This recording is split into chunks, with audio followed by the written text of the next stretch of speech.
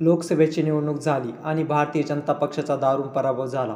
एकंदरीत भारतीय जनता पक्षाचा जो आत्मविश्वास होता तो कुठेतरी ढासळला आणि विधानसभेच्या निवडणुकीच्या तोंडावरती अनेक पदाधिकारी सोडचिठ्ठी देत शिंदे गटाला रामराम ठोकत आणि भारतीय जनता पक्षाला रामराम ठोकत इतर पक्षात म्हणजेच महाविकास आघाडीकडे जाण्याचा प्रयत्न करत आहेत।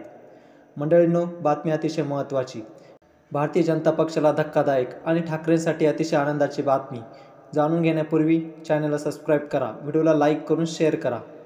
पिंपरी चिंचवड शहरातल्या भारतीय जनता पक्षाला गेल्या 2 वर्षापासून सुरू असलेली गळती थांबवता येत नाही। अशाच प्रकारे 4 माजी नगरसेवक यांनी पक्षाला सोडचिठ्ठी दिली।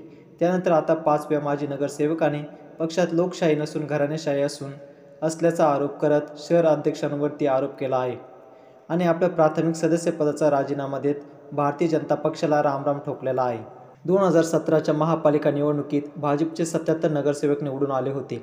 गेल्या 2.5 वर्षांपासून महापालिकेची निवडणूक होऊ शकलेली नाही।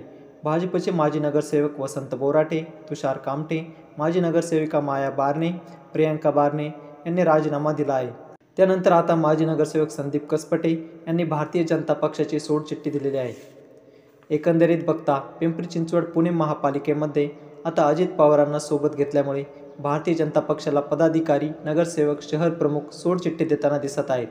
त्यामुळे भारतीय जनता पक्षासाठी येणारी विधानसभेची निवडणूक ही अतिशय अडचणीची ठरणार आहे।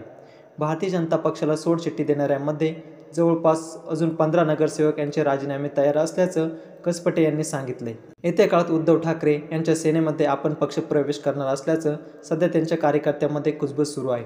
येणाऱ्या काळामध्ये पिंपरी चिंचवड, पुणे आणि मुंबईमध्ये ठाकरेंच्या सेनेला पुन्हा एकदा चांगले दिवस येणार असल्याचं चित्र सध्या दिसत आहे।